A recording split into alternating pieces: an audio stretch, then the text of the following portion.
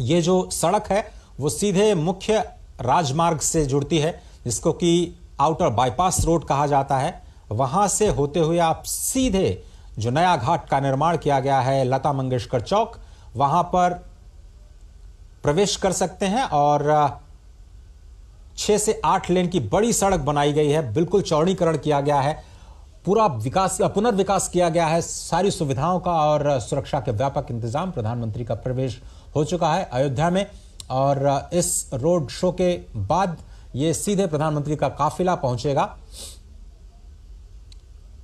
Railway station.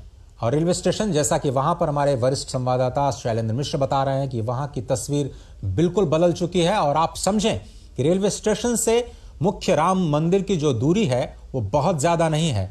आप चाहें तो स्वयं पैदल चल करके भी राम मंदिर के दर्शन के लिए जा सकते हैं। हनुमानगढ़ी उससे पहले पड़ेगा। कहा जाता है कि अगर आप अयोध्या में पदार्पण कर रहे हैं तो सबसे पहले आपको वहां के वर्तमान राजा धीराज हनुमानगढ़ी में विराजित हनुमान जी की आज्ञा लेनी होगी, आदेश लेना होगा, और उसके बाद श्री राम जन्मभूमि में श्री राम लला के दर्शनों के लिए आप जा सकेंगे। और अयोध्या में जो रेलवे स्टेशन है वहां से थोड़ी ही दूर पर अगर आप पैदल भी चलना चाहें, बहुत ज्यादा आपके पास सामान नहीं है, तो आप सीधे रुक कर सकते हैं हनुमानगढ़ी का। वहां पर दर्शन के पश्चात वहां से बिल्कुल वॉकिंग डिस्टेंस पे आज का जो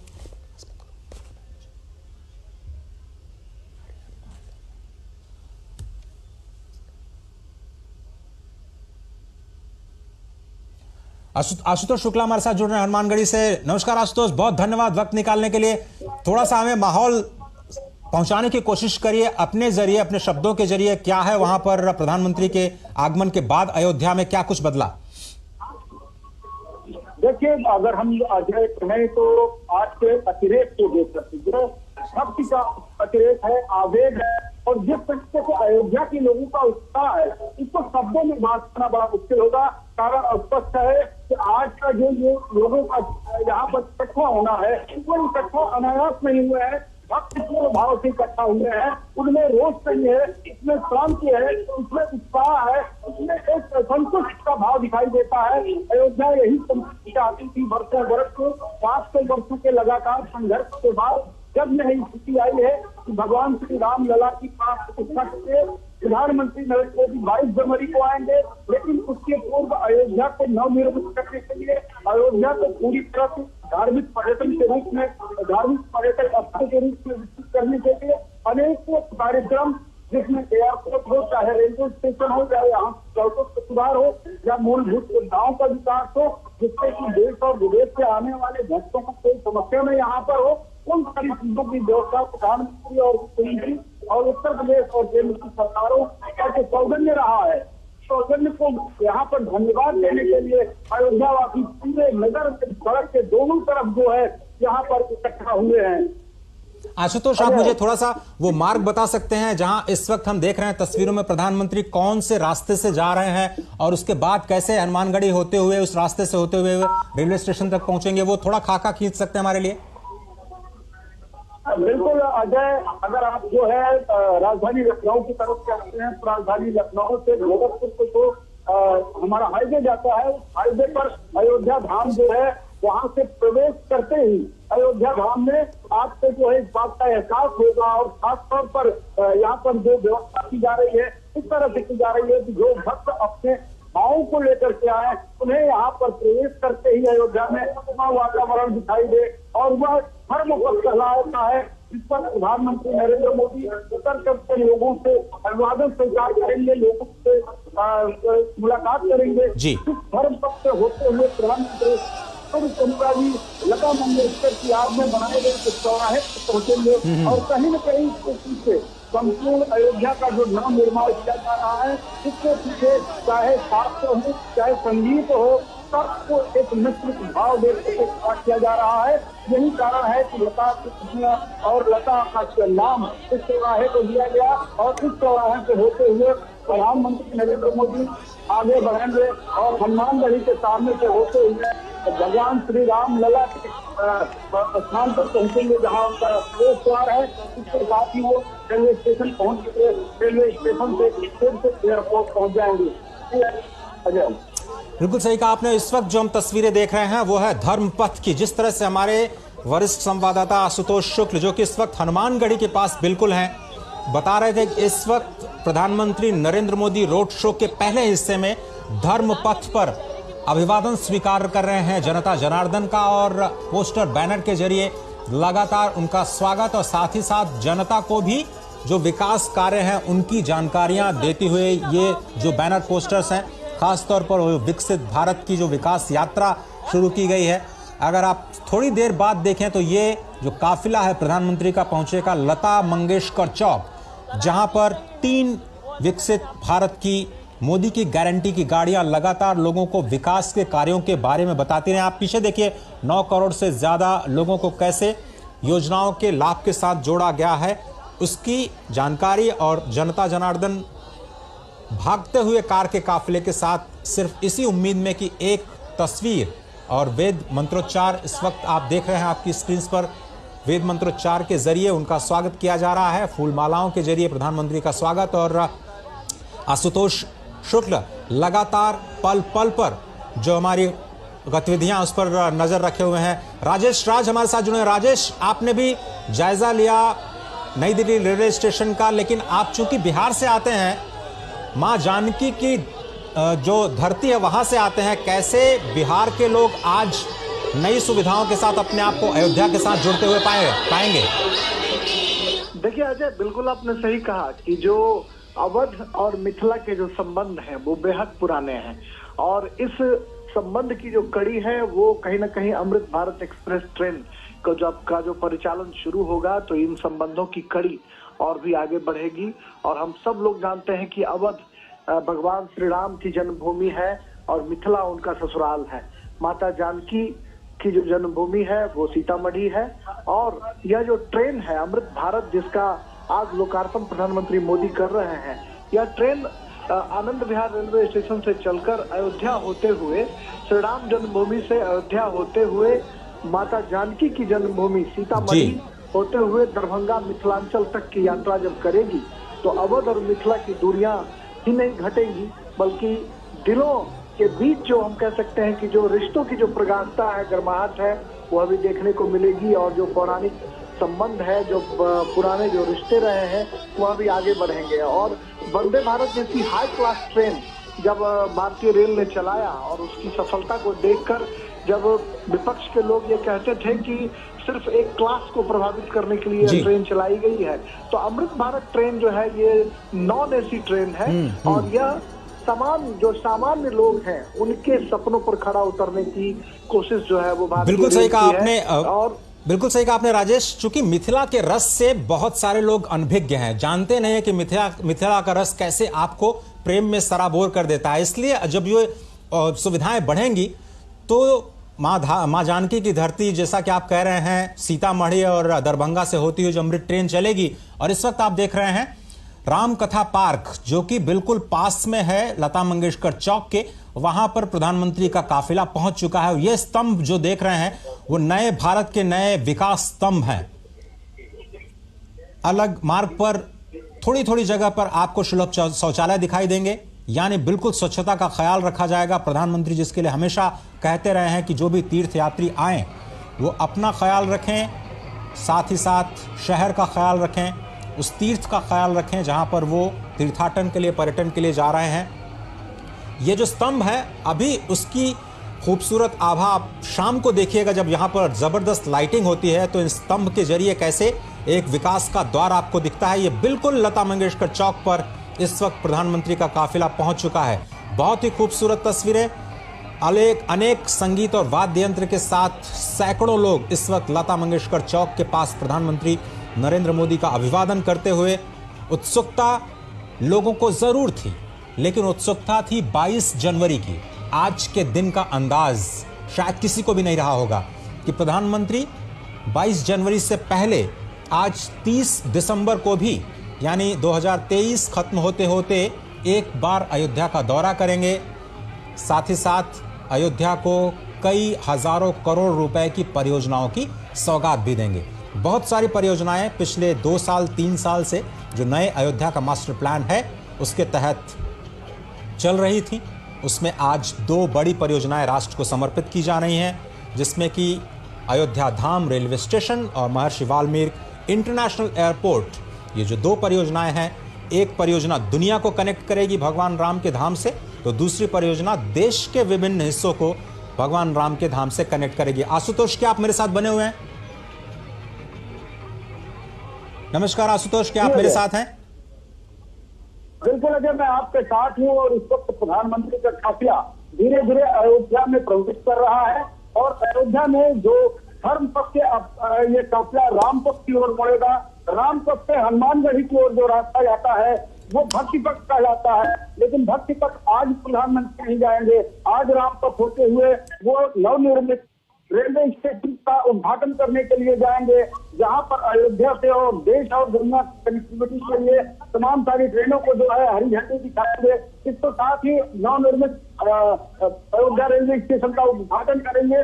आप अजय देख सकते हैं अपने टीवी स्क्रीन पर किस तरीके से लोगों में शांति के साथ अपने उस नायक का जो है स्वागत कर रहे हैं, जो उनको कहीं न कहीं अयोध्या वासियों के मन में है। जिस तरीके से भगवान श्री राम का मंदिर बढ़ रहा है, उसके पीछे कहीं न कहीं सरकार का योगदान है। जिस तरह से अयोध्या का विकास हो रहा है, उसमें सरकार महत्वपूर्ण कार्य कर रही है और उनके कार्यों को धन्यवाद ज्ञापित करने के लिए अयोध्या वासी आज सड़क के दोनों ओर खड़े हुए हैं।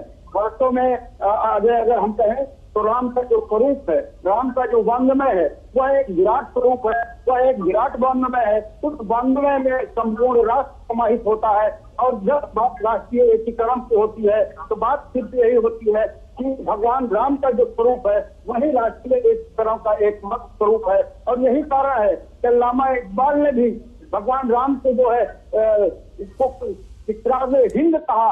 और यही कारण है कि चाहे जो संस्कृति और सभ्यता रही हो, सारी सभ्यता और सारी संस्कृतियों के लोगों ने भगवान राम के चरित्र को माना है। और ये कारण स्पष्ट है, भगवान राम राजा दशरथ के पुत्र राजकुमार जिन्हें गद्दी मिलने जा रही है, उनका राज्याभिषेक होने जा रहा है, उन्हें वन गमन की जो है अनुमति दी जाती है, आदेश दिया जाता है।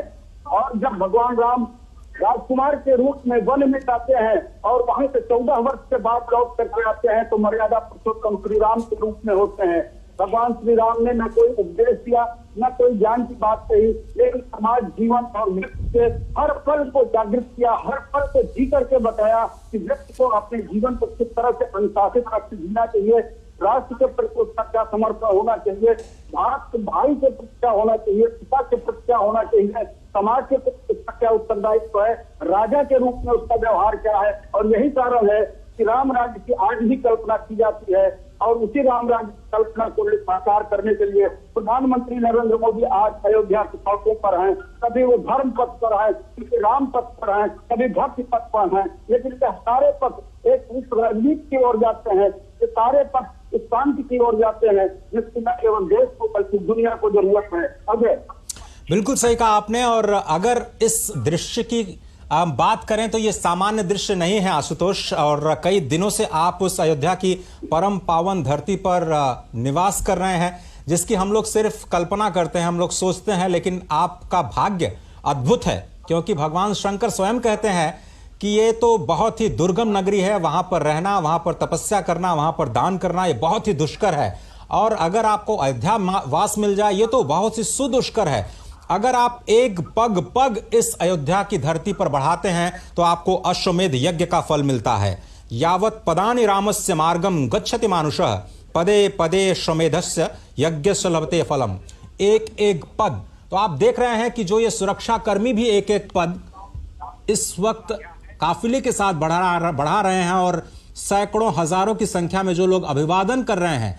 भले ही इस वक्त मौका प्रधानमंत्री के अभिवादन का हो, उनके स्वागत का हो, क्योंकि विकास पुरुष कहे जाते हैं, विकास की बड़ी सौगातें आज अयोध्या को मिलने जा रही हैं, लेकिन अपने आप में ये तीर्थ यात्रा से कम नहीं है और एक बहुत ही अनोखा अवसर अयोध्या वासियों के लिए इस वक्त आप देख रहे हैं। धर्म पथ से चलते हुए अब राम पथ, जो 3 मुख्य पथ कहे गए हैं आज की नई अयोध्या, जिसको आप कहें नई अयोध्या, तो मैं इसलिए कह रहा हूं कि नई अयोध्या और पुरानी अयोध्या कि आप रिलेट कर सकते हैं कि एक तरफ संस्कार, विचार, संस्कृति और जो विरासत है उसको संरक्षण संरक्षित करते हुए प्राचीन अयोध्या के जो प्राचीन संस्मरण हैं उनको कैसे संरक्षित रखते हुए नए कीर्तिमान और नए स्थलों का विकास किया जा रहा है। इसमें न केवल भव्य राम मंदिर बल्कि 148 आध्यात्मिक स्थलों का विकास एक साथ किया जा रहा है। दूसरी तरफ नई अयोध्या बन रही है जिसमें वर्ल्ड क्लास विश्व स्तर की आपको रेलवे स्टेशंस, विश्व स्तर के आपको इंटरनेशनल जो हवाई अड्डा उसका निर्माण और सड़कों का निर्माण, यानी सड़क परिवहन, रेल परिवहन, हवाई परिवहन और साथ ही साथ वाटरवेज, उसको भी आप नहीं भूल सकते हैं क्योंकि अयोध्या शायद एशिया का पहला शहर होगा जिसको वाटरवेज यानी सरयू के किनारे किनारे डेवलप करके एक नया मॉडल देने की कोशिश की जा रही है इस हेरिटेज टूरिज्म को बढ़ावा देने की। आशुतोष, $1 ट्रिलियन इकोनॉमी की बात करता है उत्तर प्रदेश। अयोध्या लगता है कि अब नए कलेवर में आने को तैयार है और विकास की भी जो गाड़ी है यहां से अब और रफ्तार पकड़ने वाली है, चाहे रेल के जरिए या फिर वायुयान के जरिए। देखिए अजय, अगर उत्तर प्रदेश की आप बात करते हैं तो उत्तर प्रदेश में सिर्फ अयोध्या नहीं, मथुरा, काशी और प्रयागराज ये ऐसे तीर्थ स्थान है जो सनातन धर्म और सनातन मतावलंबियों के लिए संपूर्ण दुनिया से बहुत ही पवित्र है। यहाँ पर जो भी व्यवस्था होगी, जो भी आर्थिक विकास होगा, जितना यहाँ की संरचना बढ़ाई जाएगी उतना ही आर्थिक विकसित होने की संभावनाएं यहाँ पर अपार रूप से हैं। वाराणसी में जब से विकास के कार्य जो है तमाम स्तर पर काशी विश्वनाथ कॉरिडोर बना, आप जान सकते हैं कि वहाँ पर किस तरह से दर्शनार्थियों की तादाद में वृद्धि हुई, किस प्रकार से वहाँ का कृषि उद्योग जो है वो विकसित हुआ, किस तरह से आसपास की जो खपत की, चाहे वो सब्जी की हो चाहे अन्य चीजों की हो, सारी खपत बढ़ी और समाज के सारे तबकों को जो है उसका लाभ मिला, आर्थिक रूप से उनमें संपन्नता आई। वही स्थिति कमोबेश अयोध्या में भी लाने की कोशिश की जा रही है।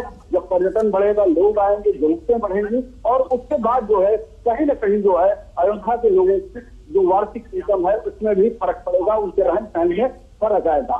लेकिन जिस तरह का दृश्य मुझे इस वक्त आप अयोध्या की सड़कों पर देख रहे हैं, मैं एक ही शब्द में अगर कहें तो न भूतो न भविष्य, न ऐसा दिखा है न ऐसा दिखेगा।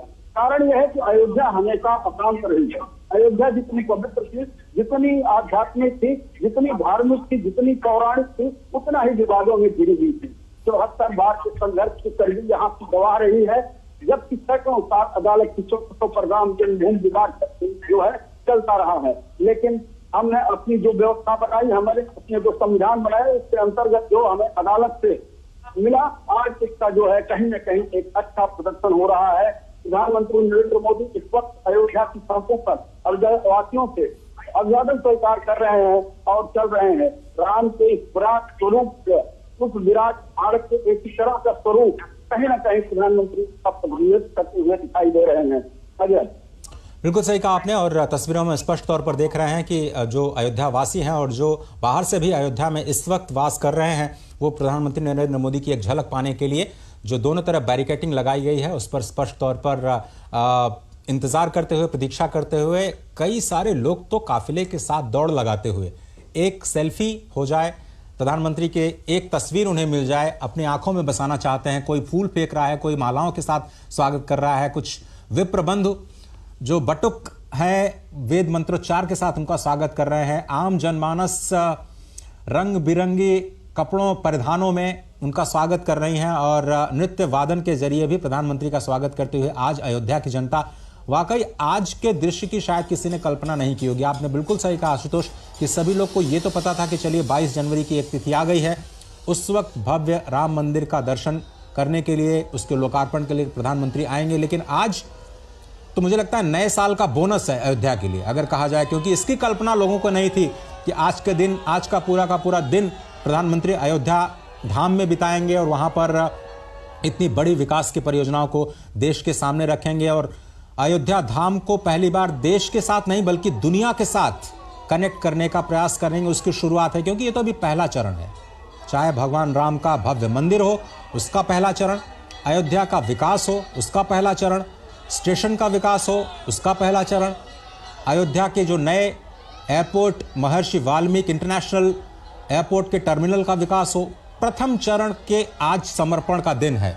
बहुत ही अद्भुत दिन है, बहुत ही अनोखा दिन, बहुत ही खास दिन अयोध्या के लिए, अयोध्या के विकास की नई यात्रा के लिए। क्योंकि इस यात्रा में छिपी है उत्तर प्रदेश के भविष्य के विकास की यात्रा, जो कि केवल उत्तर प्रदेश नहीं बल्कि जनसंख्या के दृष्टि से सबसे बड़ा प्रदेश होने की वजह से पूरे देश की विकास यात्रा के लिए बहुत ही अहम है। बहुत सारे लोग ये सवाल कर सकते हैं कि एक राम मंदिर बनने से क्या होगा, लेकिन आप देखिए तो राज्य सरकार और केंद्र सरकार मिलकर के 30,000 करोड़ रुपए की परियोजनाओं पर काम कर रहे हैं। 252 से ज्यादा परियोजनाएं इस वक्त अयोध्या में जमीन पर चल रही हैं। एक नया मास्टर प्लान तैयार किया गया है। एशिया में कई सारी टेक्निक पहली बार अयोध्या में इस नए शहर के नए नगर के विकास के लिए किया जा रहा है। नए नगर के विकास के लिए पुराने जो परंपराएं थी, थोड़ा सा उससे हटते हुए जो आधारभूत संरचना का निर्माण किया गया है, वो भविष्य के लिए अयोध्या को तैयार करता है, नए भारत की नई तस्वीर के लिए अयोध्या को तैयार करता है। और ये जो सड़क आप देख रहे हैं, ये पहले गली हुआ करती थी। यकीन मानिए एक गाड़ी अगर उसके साथ दूसरी गाड़ी आ जाए तो बहुत ही मशक्कत के साथ एडजस्टमेंट करते हुए दोनों गाड़ियों को आपस में निकलना पड़ता था, इतनी कम जगह थी। आशुतोष, आप शायद उस दृश्य के आप गवाह रहे हैं। अब ये जो पूरा चौड़ीकरण किया गया है, 13 करोड़ का आंकड़ा तो हमने देखा काशी कॉरिडोर से। कितने करोड़ उम्मीद है अयोध्या को अगले 1 साल 2 साल में, अगर आपसे समझना चाहें तो?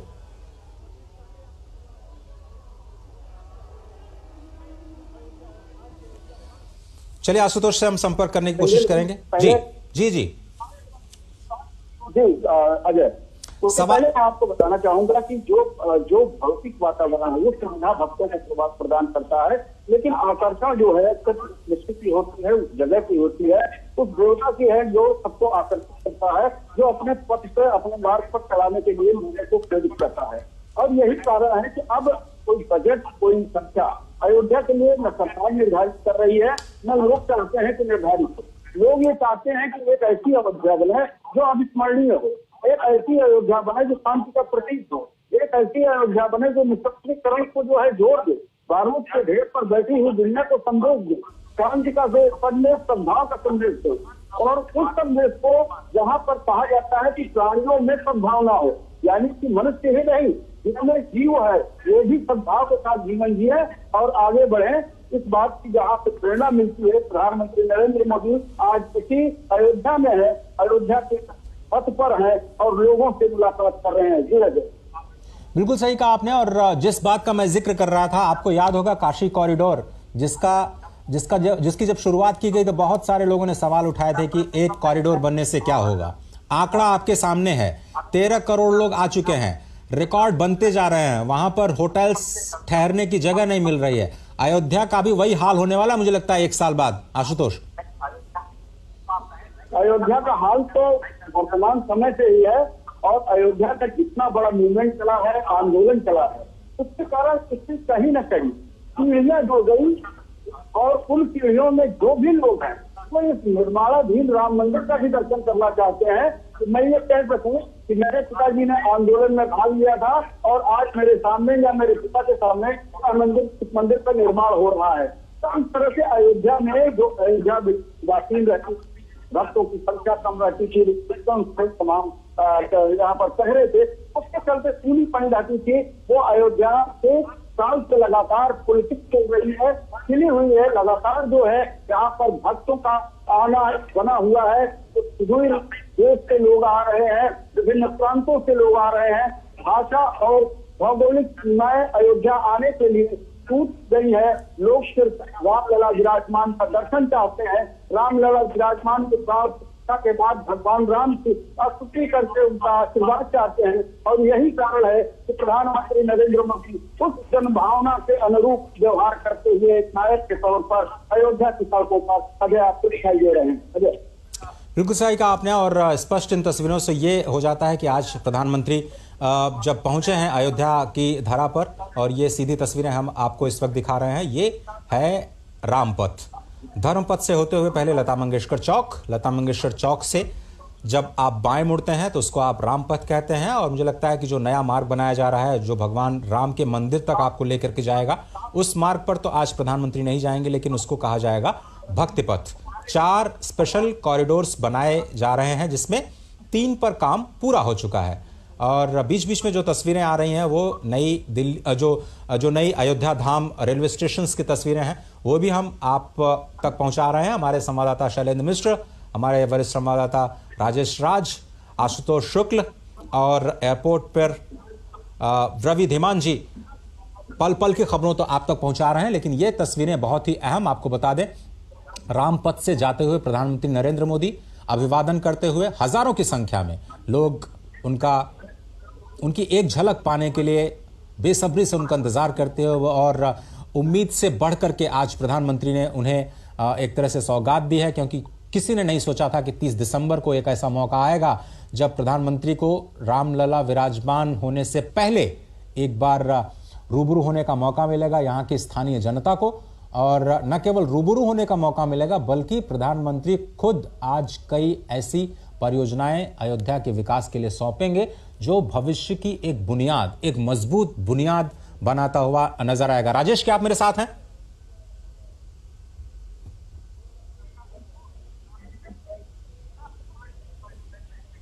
राजेश या शैलेंद्र, क्या आप में से कोई मुझे सुन पा रहा है? हाँ, मैं अजय जी आपकी आवाज सुन रहा हूँ। राजेश जी, बहुत धन्यवाद आपका। एक बार फिर से इस यात्रा को हम आपके साथ आगे बढ़ाते हैं। आशुतोष जी भी हमारे साथ बने हुए हैं। इस वक्त जो यात्रा है वो रामपथ की है और आपने कहा कि माँ जानकी की जो धरती है, भक्ति नगरी, वहां से जोड़ते हुए अमृत ट्रेन चलने वाली है और आपने तो उस ट्रेन में सफर भी किया है। कितनी बदलेगी दुनिया तीर्थयात्रियों की? देखिए, बिल्कुल आपने सही कहा कि भगवान श्री राम की जो जन्मभूमि है अयोध्या, यह करोड़ों जो लोग हैं हिंदुस्तान के, जो राम में आस्था रखने वाले लोग हैं, उनकी कहीं ना कहीं एक बड़ी तीर्थस्थली है। और यहाँ पर दक्षिण भारत के जो लोग हैं उनका भी सालों भर आगमन होता रहता है। तो सिर्फ अयोध्या जो है कोई बिहार और उत्तर प्रदेश नहीं, बल्कि पूरब पश्चिम उत्तर दक्षिण। आपने रंगनाथ की याद दिला दी हमें राजेश राज जी। और सही कहा आपने कि बैंगलोर से भी तो जुड़ रहे हैं हम लोग नई ट्रेन के जरिए। बहुत जल्दी विश्वेश्वरैया टर्मिनल से अयोध्या को जोड़ते हुए नई ट्रेन वहां से भी चलने वाली है। बिल्कुल, आज जो 2 अमृत भारत ट्रेन का परिचालन हो रहा है अजय, उसमें अयोध्या से एक दरभंगा और दूसरी जो ट्रेन है वो मालदा टाउन और बेंगलोर के बीच जो है वो अमृत भारत का परिचालन हो रहा है। और आने वाले दिनों में ये उम्मीद की जा रही है कि जैसे अयोध्या धाम रेलवे स्टेशन का कायाकल्प कर दिया गया, रात जब रेल मंत्री अश्विनी वैष्णव का मैंने इंटरव्यू किया था तो अश्विनी वैष्णव ने यही कहा कि आज इसकी कैपेसिटी 20,000 है, लेकिन आने वाले दिनों में 1 लाख लोगों के आवाजाही की कैपेसिटी बनाने की क्षमता हम अयोध्या धाम रेलवे स्टेशन पर रखेंगे। और स्टेशन के सबसे ऊपरी हिस्से पर जाकर के जब हमने देखा तो एक रूफ जो है वो तैयार किया गया है, जिस पर भी मुसाफिर आकर के बैठने का काम करेंगे। रूफ लॉन्ज उसको कहा जाएगा और वो एक बेहद खूबसूरत नजारा प्रस्तुत कर रहा है। तो कुल मिलाकर हम देख सकते हैं कि जब यहाँ पर अयोध्या जो लोग आएंगे तीर्थाटन करने के लिए और उनकी हसरत होगी कि माता जानकी की भूमि सीतामढ़ी हम जाएं और सीतामढ़ी से फिर जो रामचंद्र जी का जो ससुराल है जनकपुर, वहां तक की यात्रा करें, तो कहीं ना कहीं राजा दशरथ और राजा जनक की जो दोनों नगरी है वो नगरी दोनों अपने को एक दूसरे को एसोसिएट करेंगे, संबद्ध करेंगे। और जो यहाँ तीर्थाटन करने वाले लोग हैं राजेश जी, जब भगवान राम की वर यात्रा श्री अयोध्या धाम से निकली जनकपुर पहुंचने के लिए तो कई सारे दिन लग गए, क्योंकि उस वक्त तो रोज लोग पैदल चला करते थे, रथ के द्वारा चला करते थे। लेकिन आज जो यात्रा है विकास की इस नए परिवेश में, आधुनिक परिवेश में, समय की जो सीमा है बहुत कम हो जाएगी। ये जो अमृत ट्रेन आप बता रहे हैं, कितना समय लगेगा पहुंचने में मां जानकी की धरती से भगवान राम के अयोध्या धाम तक? देखिए, अयोध्या धाम जो ट्रेन अभी इनॉग्रल जो ट्रेन है, जिस ट्रेन में मैं सफर करूंगा गोरखपुर तक, हम बाबा गोरखनाथ की धरती तक हम जाएंगे। तो गोरखपुर तक हम 2-2:30 बजे के आसपास पहुंचेंगे और यह ट्रेन दरभंगा आज रात तकरीबन 12 बजे के आसपास जो है, ये 12 बजे के आसपास, 12 बजे से के ऊपर जो है ये ट्रेन पहुंच जाएगी। और उससे पहले जो है सीतामढ़ी जो है माता जानकी की जो धरती, वहां ट्रेन पहुंचेगी। जनकपुर मतलब कमोबेश 10-12 घंटे का आप सफर कह रहे हैं कि 10-12 घंटे में आप आराम से वहां से जनकपुर से अयोध्या धाम पहुंच सकते हैं। चलिए, सबसे बड़ी बात है कि जो ट्रेन है ये ट्रेन फुल्ली जो है नॉन एसी ट्रेन है। और जो पहले सवारी गाड़ियां चलती थी उन सवारी गाड़ियों को इतना अपग्रेड किया गया है कि इसकी जो सीटें हैं, बाथरूम्स हैं, या जो तमाम जो सुविधाएं इसमें दी गई हैं बहुत अत्याधुनिक है। हर एक बर्थ पर मोबाइल चार्जिंग की व्यवस्था की गई है, पानी के बोतल रखने की व्यवस्था की गई है, मोबाइल फोन्स आप आराम से वहां पर रख सकते हैं। तो कुल मिलाकर हम देख सकते हैं कि जो पहले लोगों को एक कुप्पे में चार्जिंग पॉइंट के लिए जूझना पड़ता था लोगों को, वो तमाम संकट जो है वो इसमें दूर हो चले हैं। बाथरूम्स भी बहुत खूबसूरत बाथरूम है, अत्याधुनिक सुविधाओं से लैस है। पैर जो है पैर से द्वारा संचालित होगा, वो जो नल की जो नल अगर खोलने की जरूरत है तो सीधे पैर आप अगर पुश करेंगे तो पैर से ये ट्रेन जो नल है वो नल चालू हो जाएगा। क्या आधुनिक सुविधाओं का बिल्कुल इस्तेमाल किया गया, आप सही कह रहे हैं। लेकिन हम अगर राजेश ये समझना चाहिए कि जो वंदे भारत की बात आप कर रहे थे, वंदे भारत एक अत्याधुनिक तकनीक के साथ एसी कोच की जो व्यवस्था की गई थी, मुझे लगता है कि अब वो उसका लक्ष्य तो है कि 75 वंदे भारत ट्रेन चलाई जाएं। क्या हम ये माने कि आगे जाते हुए अमृत ट्रेन का सिलसिला अब चल निकला है? अयोध्या भले ही एक पड़ाव हो, एक सुखद पड़ाव हो, लेकिन अब अमृत ट्रेन की भी संख्या आगे बढ़ेगी आगे जाते हुए भविष्य में। देखिए, निश्चित तौर पर जिस तरीके से लोग सवाल खड़े करते थे, जो विरोध करने वाले लोग थे या जो आलोचक थे, वो कहते थे कि बुलेट ट्रेन नहीं चल सकती है, सेमी हाई स्पीड ट्रेन नहीं चल सकती है, उन तमाम लोगों को करारा जवाब दिया गया। और उसके बाद जब वंदे भारत ट्रेन का सफल परिचालन शुरू हुआ तो फिर ये सवाल उठने लगे कि एक क्लास जो है उसके लिए सिर्फ चलाया गया है ये ट्रेन। लेकिन जब अमृत भारत ट्रेन जब चलेगी और जब अवध से मिथिला की दूरी तय करेगी तो कहीं ना कहीं यह ट्रेन जो है सिर्फ दो सभ्यता संस्कृतियों का मिलन नहीं करेगी, बल्कि जो मुसाफिर हैं उनके पॉकेट का भी ख्याल रखेगी कि बहुत कम पैसे में मुसाफिर जो है, जो वंदे भारत में अफोर्ड नहीं कर सकते हैं लोग, भारतीय रेल ने उनके लिए एक दूसरा मिनी वंदे भारत जो है वो ट्रेन तैयार कर दिया है। और इसमें जो सीट हैं, जो तमाम तरह की सुविधाएं हैं, वो बहुत कुछ जो है वो बहुत उम्दा ट्रेनों से मैच करती हैं। राजधानी या वंदे भारत ट्रेनों के जो में जो बहुत सारी चीजें हैं उससे मिलती जुलती ये ट्रेन है। और ऐसे में अगर आने वाले दिनों में सवारी गाड़ियों के परिचालन पर या इन अमृत भारत ट्रेन का अगर परिचालन बड़े पैमाने पर होता है, और मुझे लगता है कि भारतीय रेल इस ट्रेन के माध्यम से जो पुरानी जर्जर जो ट्रेनें हैं उनको रिप्लेस करने की तैयारी भी कर रही है। यानी भारतीय रेल अपने एक नए क्लेवर, नए फ्लेवर, नए तेवर के साथ मुसाफिरों के दिलों पर राज करने की तैयारी कर रहा है। और इसमें अमृत भारत एक्सप्रेस जो है ये मील का पत्थर साबित होगा। और इसकी जो एक नई टेक्नोलॉजी है अजय, वो मैं आपको संक्षेप में बताना चाहूंगा कि ये पुश पुल, मतलब जो दोनों ट्रेन के इंजन के बीच जो जगह खाली होती थी और ट्रेन में कई बार जोर का झटका लगता था, उस झटके से अमृत भारत एक्सप्रेस ने निजात दिला दी है। दोनों बॉगियों के बीच में जो गैप था उस गैप को खत्म कर दिया गया है और ये ट्रेन जो है एक दूसरे बॉगी को आराम से कनेक्ट कर रहा है, न सिर्फ टहल कर जाने के लिए बल्कि बॉगियों के बीच में कोई गैप नहीं है जिससे ठीक है राजेश जी, जो है वो नहीं लगता। जैसे ही रेलवे स्टेशन पर प्रधानमंत्री पहुंचेंगे और लोकार्पण करेंगे, हम और भी आपसे बात करेंगे अमृत ट्रेन की खूबियों के बारे में और कैसे ये एक नए मील का पत्थर साबित हो सकता है भारतीय रेलवेज के लिए। लेकिन इस वक्त जो आप तस्वीरें देख रहे हैं बहुत ही अद्भुत, अलौकिक, आधुनिक अयोध्या की जो तस्वीरें हैं आप अपनी स्क्रीन पर देख रहे हैं।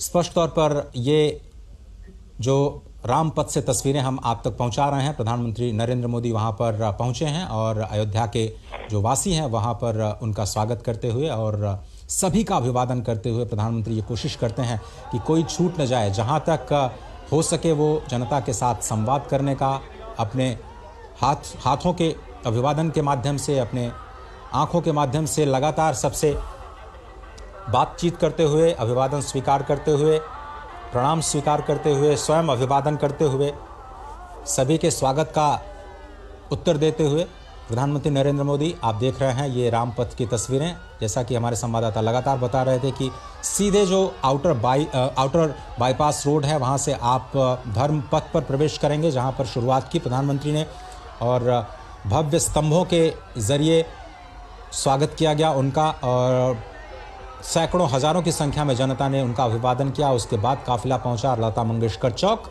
और वहां से फिर बाएं होते हुए रामपथ। ये रामपथ सीधे आपको लता मंगेशकर चौक से नई दिल्ली माफ कीजिएगा, नई दिल्ली नहीं, नई अयोध्या के अयोध्या धाम रेलवे स्टेशन के साथ जोड़ेगी।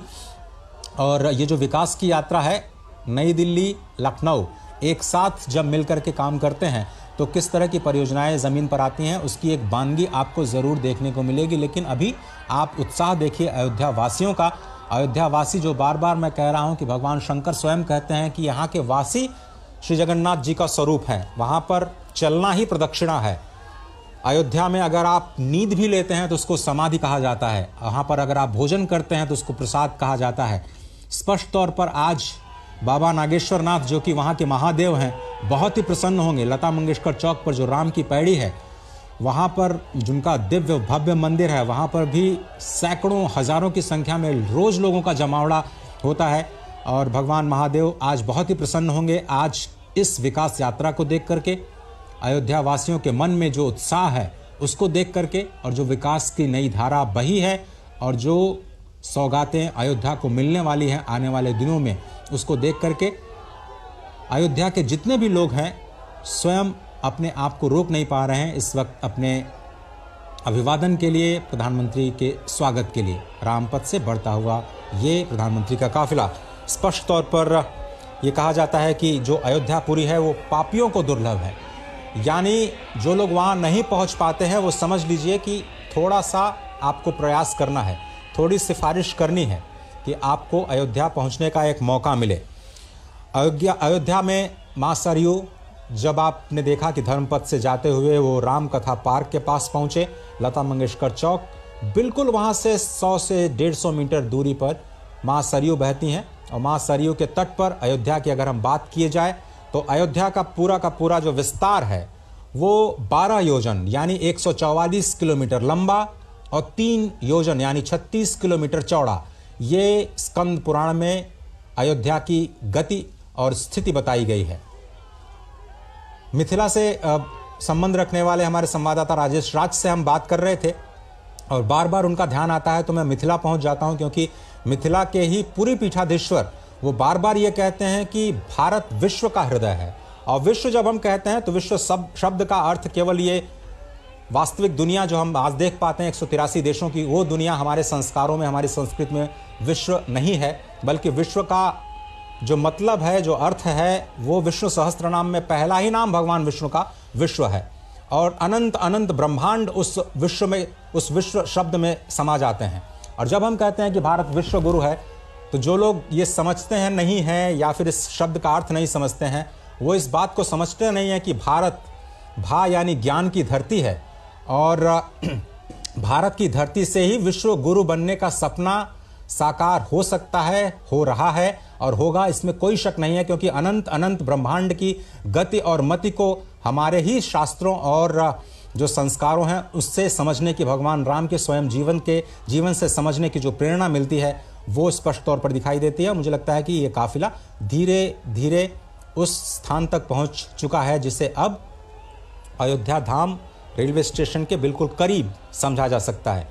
संवाददाता राजेश राज बता रहे थे कि आप रेलवे स्टेशन के परकोटे पर यानी उस शिखर पर पहुंच करके बहुत सारे मंदिरों के शिखर का भी दर्शन कर सकते हैं। वहां पे फूड प्लाजा में व्यंजनों का आनंद ले सकते हैं, प्रतीक्षालय में जाकर के आराम कर सकते हैं और वहां से बिल्कुल पैदल यात्रा करते हुए श्री हनुमानगढ़ी के दर्शन के लिए जा सकते हैं, भगवान श्री राम के दर्शन के लिए जा सकते हैं। तो जिस तरह से मैं बता रहा था कि भगवान ये जो भारत है पूरे विश्व का हृदय है, उसी तरह से ये अयोध्या कहा जाता है वैकुंठ का हृदय है। और स्वयं जो स्वयंभू मनु हैं उन्होंने भगवान से प्रार्थना करके वैकुंठ से पहले अयोध्या को लेकर के आए।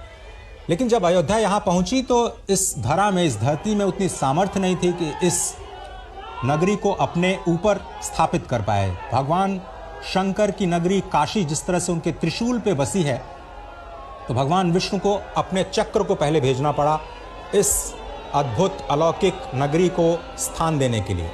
भगवान सुदर्शन चक्र सबसे पहले यहाँ आए और जैसा कि मैं आपको बता रहा था कि 12 योजन लंबी यानी 144 किलोमीटर लंबी 36 किलोमीटर चौड़ी अयोध्या की धरती को भगवान सुदर्शन चक्र ने अपने ऊपर स्थापित किया और आज भी माना जाता है कि ये मत्स्याकार जो अयोध्या की परिसीमा है, गुप्तार घाट से लेकर के आज जो नया घाट जिसकी हम बात करते हैं, ये तो बहुत छोटी सीमा है। लेकिन आप 144 केंद्र अगर आप उस राम जन्मभूमि को मान लें तो 144 किलोमीटर का दायरा आप अयोध्या को मान सकते हैं स्कंद पुराण के आधार पर। और उसी अयोध्या को पुनर्विकसित करने का, विकास के साथ साथ विरासत को संभालने का ये प्रण जो हमने विकसित भारत को बनाने के साथ में लिया है कि हमें अपनी विरासत का सम्मान करना है, उसका संरक्षण करना है, उसके निर्माण के लिए ये प्रयास लगातार निरंतर जारी है और आज का दिन बेहद है।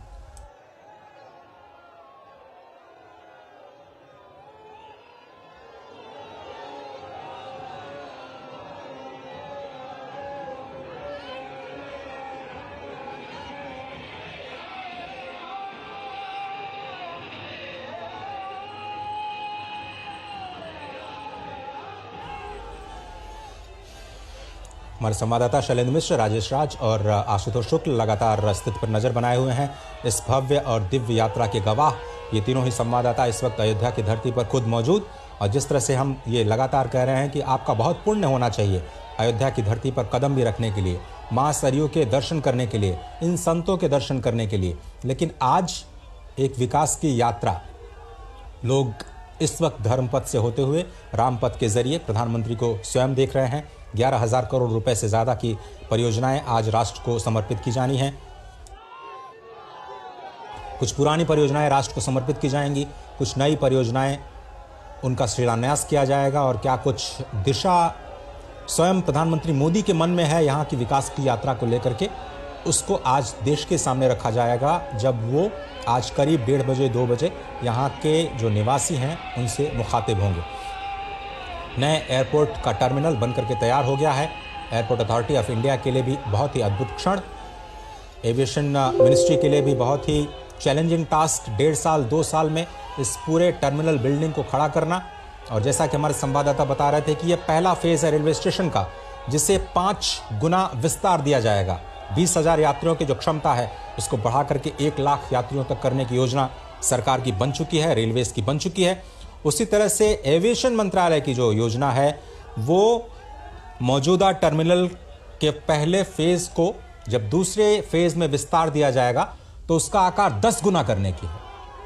आप ये समझिए कि हर रोज 1 से 1.5 लाख लोग अयोध्या की धरती पर आएंगे रामलला के दर्शन करने के लिए। इतनी बड़ी संख्या में लोगों का स्वागत करना, लोगों की रहने की व्यवस्था करना, लोगों के जो मूलभूत सुविधाएं हैं, पानी की, ठहरने की, रहने की, भोजन की, प्रसाद की, जो स्वच्छता के कार्यक्रम किए जाने हैं उसकी, उन सब की व्यवस्था करना यहाँ के अयोध्या नगर निगम के लिए कितनी बड़ी चुनौती रहा होगा। लेकिन इसको नई अयोध्या के निर्माण में इन सभी कारकों का ख्याल रखा जा रहा है। स्पष्ट तौर पर जो नई अयोध्या का निर्माण किया जा रहा है उसमें डेडिकेटेड जो सीवर लाइन है, उसके साथ साथ जो ग्रीन टर्मिनल्स या ग्रीन जो टेक्नोलॉजी का इस्तेमाल किया जा रहा है कि कम से कम पॉल्यूशन के साथ में, कम से कम प्रदूषण के साथ में जो निर्माण कार्य हैं उसको अंजाम दिया जाए। बिल्डिंग्स जो बनाई जा रही हैं, चाहे वो रेलवे स्टेशन की बिल्डिंग हो या फिर एयरपोर्ट टर्मिनल की बिल्डिंग हो, उसको कैसे ग्रीन टेक्नोलॉजी के जरिए, नई हरित टेक्नोलॉजी के जरिए कम से कम प्रदूषण के साथ बनाया जाए, कम से कम समय में बनाया जाए, ये एक इसका ख्याल रखने की पूरी कोशिश की गई है। और लगातार फिर से हम वही आपको समझाने की कोशिश, बताने की कोशिश कि कैसे भारत विरासत को और विकास को एक साथ लेकर के चलने का भरसक प्रयास कर रहा है। और ये अयोध्या की धरती से अब जो नई विकास की यात्रा निकली है वो देश को विकसित बनाने में एक महत्वपूर्ण भूमिका अदा करेगी, इसमें कोई दो राय नहीं। क्योंकि अब जनता, खास तौर पर युवाओं का जो आकर्षण है इन नई आधारभूत संरचनाओं के जरिए, जो पूरी दुनिया को आकृष्ट करने का, भगवान राम के धाम में आकृष्ट करने का जो प्रयास उसकी शुरुआत हुई है, वो एक अनोखी पहल कही जा सकती है अयोध्या के विकास के लिए। आशुतोष शुक्ल, क्या आप मेरे साथ हैं?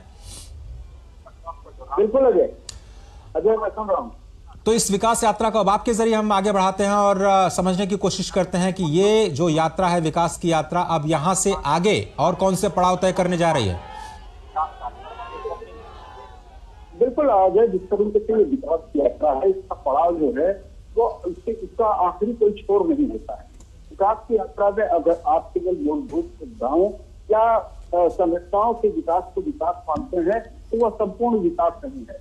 विकास में व्यक्तित्व का विकास, मानवता का विकास, समाज का विकास, निर्माण, ये सारी चीजें भी जुड़ती हैं। और यही कारण जब सत्ता का निर्माण होता है, किसी देश का निर्माण होता है, तो उसके पीछे एक वैचारिक अवधारणा होती है और उसी वैचारिक अवधारणा को सामने रखते हुए कहीं न कहीं अयोध्या में जो विकास का कार्य चल रहा है या फिर राम मंदिर का निर्माण चल रहा है या जो यहाँ की धार्मिक आस्था लोगों में है, उसके अनुरूप जो है यहाँ पर लोगों को आर्थिक विकास और धार्मिक रूप से सजगता जो है, धर्म पथ पर चलने की जो प्रेरणा है, प्रेरणा के साथ जो है आर्थिक विकास में कहीं न कहीं भागीदारी हो, इसी कल्पना के साथ अयोध्या को विकसित किया जा रहा है। अजय, बिल्कुल सही कहा आपने। और धर्मपथ से लता मंगेशकर चौक से रेलवे स्टेशन की दूरी कितनी, आशुतोष जी? अगर आप पैदल चलते हैं तो तीर्थयात्रियों को कितना समय लग सकता है और वहां पर क्या क्या सुविधाएं हैं, अगर आपने जायजा लिया हो तो? देखिए, धर्मपथ से अगर लता मंगेशकर चौराहे की दूरी अगर हम रेलवे स्टेशन से हैं और अगर हम संपूर्ण परिधि की बात अगर करते हैं, संपूर्ण परिधि जिसमें जो है राम जन्मभूमि स्थान, हनुमान मंदिर, सड़क भवन या राम की पेड़ या लता चौराहा और या फिर रेलवे स्टेशन, ये सारी चीजें जो है अयोध्या की कुल जवाब 5 किलोमीटर की परिधि में पूरी होती है। जो वॉकिंग डिस्टेंस होता है, आमतौर पर जो यहाँ पर धर्मार्थी आते हैं दर्शन करने के लिए, वो सरयू में स्नान करते हैं, पैदल हनुमानगढ़ी में दर्शन करते हैं, रामलला के दर्शन करते हैं और उसके बाद वो अपने स्थान पर कर जाते हैं। अयोध्या क्षेत्रफल में छोटी है, लेकिन बहुत ही खूबसूरत ढंग से इसका डेवलपमेंट किया जा रहा है। जो कुछ भी इसकी भौतिक आधारभूत संरचना में विकास किया जा रहा है, वो अयोध्या की मूल अयोध्या की जो पौराणिकता थी उसको सुरक्षित रखते हुए अयोध्या के बाहर के इलाकों में की जा रही थी। जो रामचरितमानस में अयोध्या के बारे में वर्णन है या पुराने समय से अयोध्या चली आ रही है, समग्र जो है नगर निगम का और सरकार का, दोनों का यही है कि उस पौराणिकता आध्यात्मिकता के साथ जो है अयोध्या को जोड़े रखा जाए और साथ में निर्माण का काम होता है। मुझे थोड़ा सा अयोध्या नगर निगम के जो फोकस है उसके बारे में भी थोड़ा सा बताइए आशुतोष, की कैसे उन्होंने चुनौतियों का सामना करते हुए इस नई अयोध्या का निर्माण किया और कितना बदलाव आया है वहां के जो अयोध्या वासी हैं इस नए आधुनिक सुविधाएं आने के बाद? देखिए अजय, वास्तव में आपको किया है कि बदलाव लाना एक बहुत बड़ी चुनौती होती है। जो व्यक्ति पीढ़ियों से अपने दुकान लगा करके और काम धाज कर बैठा था, वह एक साथ सज्जा दुकान में चला जाए, इसके लिए जो है समझा पाना ये भी एक बड़ी चीज होती है। और इसके लिए कहीं न कहीं सामाजिक रूप से जब लोगों का जुड़ाव होता है, चाहे वो नगर पालिका के महापौर हो या सरकार ही अपने प्रतिनिधियों के माध्यम से जनता से जुड़ती है, अपनी मंशा व्यक्त करती है और धीरे धीरे जब स्थिति अयोध्या में शुरू हुई तो पहले लोगों को लगा कि उनका रोजगार चला जा सकता है, उनमें उनके आर्थिक जीवन में कमी आ सकती है।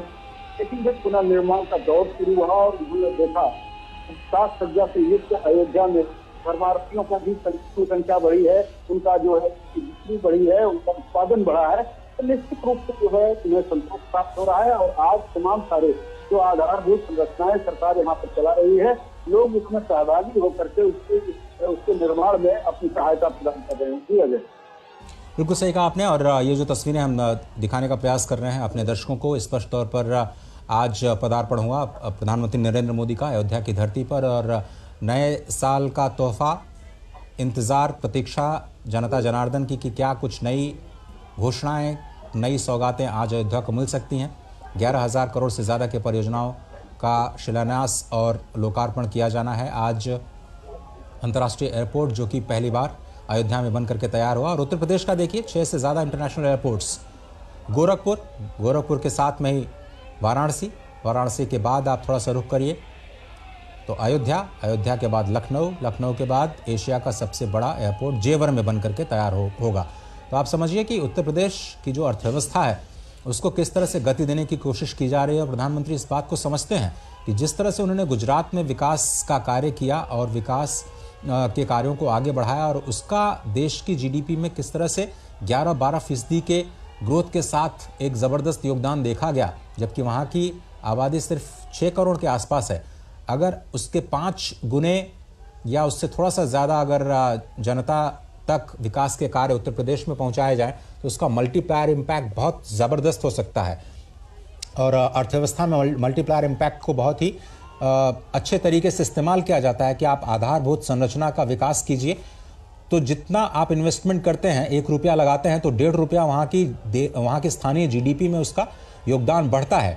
तो अगर आप उत्तर प्रदेश की अर्थव्यवस्था को $1 ट्रिलियन तक लेकर के जाने का प्रयास करते हैं, जो कि $5 ट्रिलियन इकॉनमी एक बहुत बड़ा योगदान कहा जा सकता है, तो उसमें आज जो निवेश किया जा रहा है 250 से ज़्यादा परियोजनाओं के जरिए, करीब 30,000 करोड़ रुपए की परियोजनाओं के जरिए केंद्र और राज्य की सभी परियोजनाओं को अगर आप मिला लें तो आंकड़ा और भी बढ़ सकता है।